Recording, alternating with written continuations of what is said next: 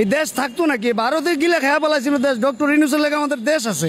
আমি নিজেও তো দেখছি ভালোই করছে, খারাপ তো কিছু দেখছি। ভালো কে করে? ডক্টর ইউনূস ভালো। অনেক নেতা আসছে আর গেছে, আসছে আর গেছে, কিন্তু কোনো নেতা বাংলাদেশের জন্য, বাংলাদেশের মানুষের জন্য, বাংলাদেশের গরিব অসহায় দুঃখী মানুষের জন্য কাজ করেছে বলে একটা নজির এখনো পর্যন্ত কেউ দেখাতে পারবে না।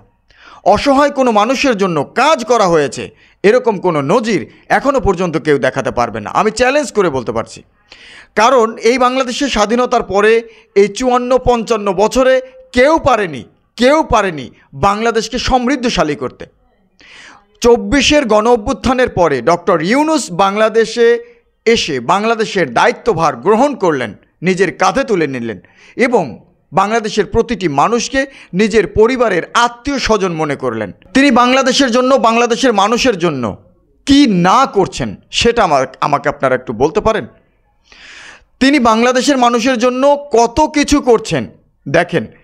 বিদেশ থেকে ইনভেস্টর ধরে এনে বাংলাদেশে তিনি তাদেরকে বাংলাদেশে ইনভেস্ট করাচ্ছেন, আর ঠিক ওই মুহূর্তে ভারত বাংলাদেশের সাথে গাদ্দারি শুরু করে দিয়েছে।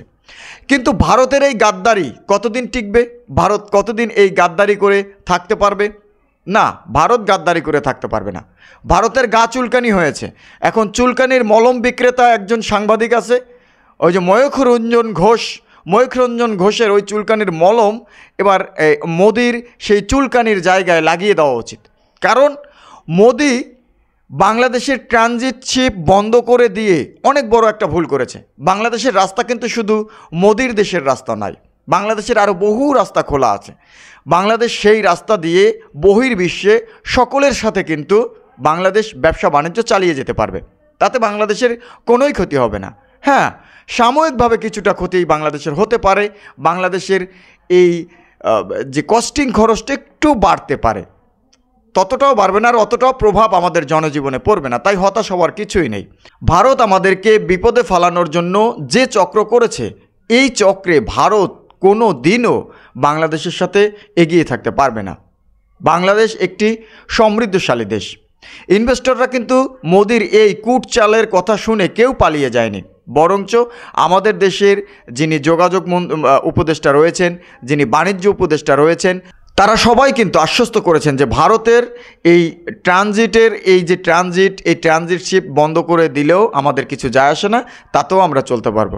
তবে ভারতের উদ্দেশ্যে বলছি, যদি ভারত বেশি লাফালাফি করে তাহলে চিকেন নেকের ওই যে গলাটা কিন্তু চেপে ধরা হবে। আর গলাটা চেপে ধরলে ভারতের অবস্থাটা কি হবে সেটা ভারত যেন একবার বিছানায় মাথাটা দিয়ে, বালিশের সাথে মাথা দিয়ে ভালো করে চিন্তা করে নেয়।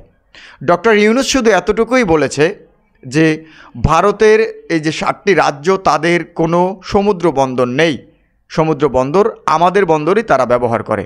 তাই যদি আমাদের বন্দর ব্যবহার করে তাদের মাল আনা নেওয়া করতেই হয়, তাহলে অবশ্যই আমাদের কাছ থেকে সুবিধা গ্রহণ করলে হয় এর বিনিময়ে মোটা অঙ্ক আমাদেরকে দিতে হবে, আর তা না হলে আমাদেরকে এমন সুবিধা দিতে হবে যা কোনো দিনও ভারত লঙ্ঘন করতে পারবে না। বিশ্ব আইন লঙ্ঘন করে ভারত যে কাজ করেছে, এজন্য ভারতের উপরে বিশ্ব বাণিজ্য থেকে প্রেশার আসতে পারে, বড় ধরনের প্রেশার আসতে পারে।